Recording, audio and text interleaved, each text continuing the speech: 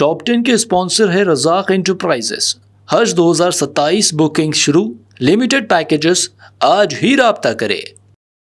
अस्सलाम वालेकुम नाज़रीन, मैं हूं आसिम खान और आप देख रहे हैं बीबीएन चैनल। आइए देखते हैं आज की टॉप 10 न्यूज़। सीरिया के फॉर्मर प्रेसिडेंट बशार अल असद को दमास्कस की कोर्ट ने मौत की सज़ा सुना दी है। ये फैसला उनकी गैर मौजूदगी में सुनाया गया क्योंकि असद दिसंबर 2024 में हुकूमत के खात्मे के बाद रशिया चले गए थे। कोर्ट ने उन्हें सीरिया की 14 साला जंग के दौरान crimes against humanity, war crimes, कत्ल, टॉर्चर और गैर कानूनी अरेस्ट का मुजरिम करार दिया। असद के छोटे भाई महर अल असद और farmer security official Atif Najib को भी डेथ सेंटेंस दी गई है। कोर्ट के इस फैसले के बाद दमास्कस और दारा में लोगों ने इस वर्डिक्ट का खैर मकदम किया है।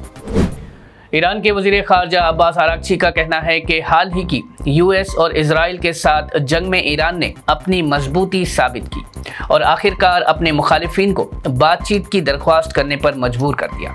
आरागची ने कहा कि ईरान की आर्म्ड फोर्सेस और अवाम ने जंग के दौरान ज़ोरदार मुकाबला किया।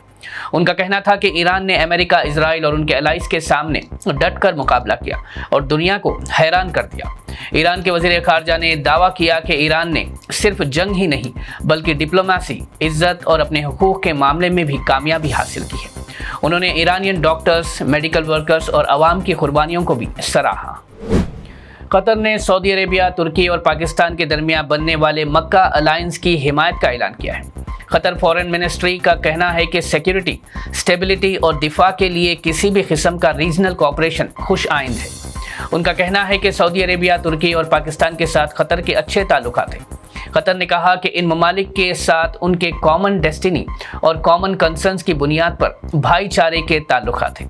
दोहा ने इस कदम का खैर मकदम करते हुए मक्का अलायंस की मुकम्मल हिमायत का इजहार किया है। दिल्ली में लोकसभा के leader of opposition Rahul Gandhi ने कहा कि ऑपोजिशन को अमित शाह का जवाब चाहिए, उनका लेक्चर नहीं। उनका सवाल था कि स्टूडेंट्स पर गोली किसने चलाई और कील लगी लाठियों से मारने का हुक्म किसने दिया। राहुल गांधी ने कहा, अगर अमित शाह ने बच्चों पर फायरिंग और तशद्दुद का हुक्म दिया है तो उन्हें इस्तीफा देना चाहिए। उनका इल्ज़ाम है कि पिछले 20 दिन से home minister Amit Shah house में सामने आकर जवाब देने से बच रहे हैं। उन्होंने कहा कि होम मिनिस्टर में हाउस आने की हिम्मत नहीं है। नोएडा इंटरनेशनल एयरपोर्ट में तेज बारिश के बाद टर्मिनल और पार्किंग के करीब पानी भर गया, जिसकी वीडियो सोशल मीडिया पर वायरल हो गई। इस वाक़े के बाद समाजवादी पार्टी के सरबराह अखिलेश यादव ने उत्तर प्रदेश की बीजेपी हुकूमत पर तनकीद की। अखिलेश यादव ने वीडियो शेयर करते हुए तंजिया अंदाज में पूछा कि क्या अब एयरपोर्ट पर कश्तियाँ चलेगी। उनका कहना था कि इतने बड़े प्रोजेक्ट में बुनियादी सहूलतों का ठीक इंतज़ाम होना चाहिए था। ये एयरपोर्ट हाल ही में शुरू हुआ था और इस पर तकरीबन 11,200 करोड़ रुपए की लागत आई है। एयरपोर्ट अथॉरिटीज़ का कहना है कि पानी जमा होना आर्जी था और तकरीबन 30 मिनट के अंदर पानी हटा दिया गया।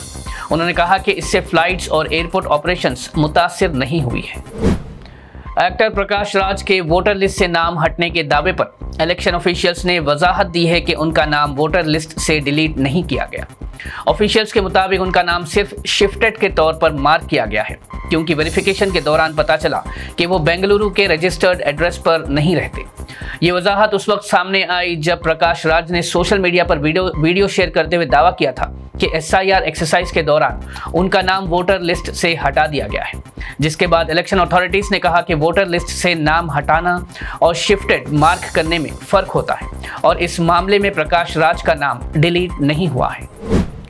ओल्ड सिटी मेट्रो प्रोजेक्ट को तेज करने के लिए तेलंगाना के वज़ीर आला रेवंत रेड्डी ने MGBS से चंद्रायनगुट्टा तक 7.5 किलोमीटर मेट्रो रेल एक्सटेंशन का काम फास्ट ट्रैक करने की हिदायत दी है।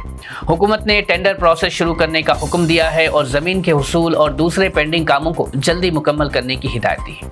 रिपोर्ट्स के मुताबिक ये पेशरफ्त AIMIM के फ्लोर लीडर अकबरुद्दीन अवैसी और पार्टी के दूसरे रहनुमाओं की मुतअद्दिद नुमाइंदगियों के बाद सामने आई है, जो ओल्ड सिटी मेट्रो प्रोजेक्ट को जल्द शुरू करने का मुतालबा कर रहे थे। इस प्रोजेक्ट से ओल्ड सिटी के लाखों लोगों को बेहतर पब्लिक ट्रांसपोर्ट सहूलत मिलेगी और शहर के इस इलाके की कनेक्टिविटी में नुमाया बेहतरी आएगी। हैदराबाद ट्रैफिक पुलिस ने KBR पार्क के आसपास 18 अगस्त से वन वे ट्रैफिक सिस्टम नाफिज करने का ऐलान किया है। ये तब्दीली एच सिटी प्रोजेक्ट के तहत फ्लाईओवर्स और अंडरपासेस की कंस्ट्रक्शन के सबब की जा रही है। पुलिस कमिश्नर वीसी सज्जनार के मुताबिक ट्रैफिक को स्मूथ रखने के लिए रूट की लगातार सीसीटीवी और integrated command and control centre के जरिए मॉनिटरिंग की जाएगी। इसके अलावा रियल टाइम ट्रैफिक असेसमेंट के लिए ड्रोन्स का भी इस्तेमाल किया जाएगा। हैदराबाद ट्रैफिक पुलिस ने मोटरिस्ट से नया सिस्टम फॉलो करने और पुलिस के इंस्ट्रक्शंस पर अमल करने की अपील की है। जीएचएमसी ने अब कंस्ट्रक्शन एंड डिमोलिशन यानी C&D वेस्ट पिकअप सर्विस भी शुरू कर दी है, जिसके जरिए कंस्ट्रक्शन डेब्रिस का डोर स्टेप पिकअप किया जाएगा। अगर आप हैदराबाद में घर की कंस्ट्रक्शन या रेनोवेशन कर रहे हैं तो ब्रिक्स, कंक्रीट, टाइल्स और दूसरा C&D वेस्ट सड़क के किनारे, ड्रेन्स या खुली जगहों पर ना फेंकें। QR कोड स्कैन करके C&D वेस्ट पिकअप बुक करें।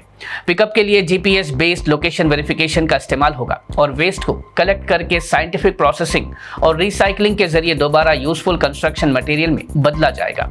इसके अलावा GHMC ई वेस्ट कलेक्शन, पुराने फर्नीचर और मैट्रेसेस की पिकअप और प्रोजेक्ट उद्वासना जैसी वेस्ट मैनेजमेंट सर्विसेज भी प्रोवाइड कर रहा है।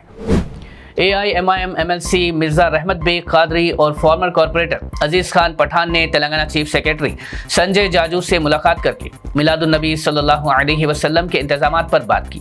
डेलीगेशन ने हुकूमत से मुतालबा किया कि सैनिटेशन, स्ट्रीट लाइटिंग, रोड्स की मरम्मत, ड्रेनेज और दूसरे जरूरी मेंटेनेंस वर्क्स वक्त पर मुकम्मल किए जाए। उन्होंने AIMIM party chief barrister Asaduddin Owaisi की जानिब से रिप्रेजेंटेशन लेटर भी पेश किया, जिसमें मिलादुन नबी सल्लल्लाहु अलैहि वसल्लम के लिए वसी और मुकम्मल इंतजामात की दरख्वास्त की गई है।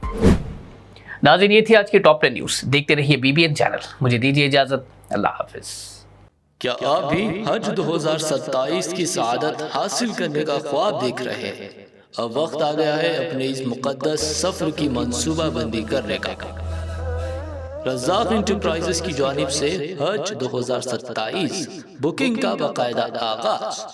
हज पैकेजेस के माहिरीन मुकम्मल रहनुमाई और मुशावरत, वीजा, टिकट, रिहाइश और ट्रांसपोर्ट का बेहतरीन इंतजाम, तजुर्बेकार और काबिल एतमाद टीम की खिदमत, आरामदेह क़याम, हर मरहले पर रहनुमाई और ताउन। आज ही राब्ता कीजिए। हज 2027 के महदूद पैकेजेस के लिए अपनी सीट अभी महफूज करवाएं। Razak enterprises, overseas man power consultant, Hajj and Umrah specialist. Head office shop number 169, first floor, Babu Khan estate, Basheerbagh, Hyderabad.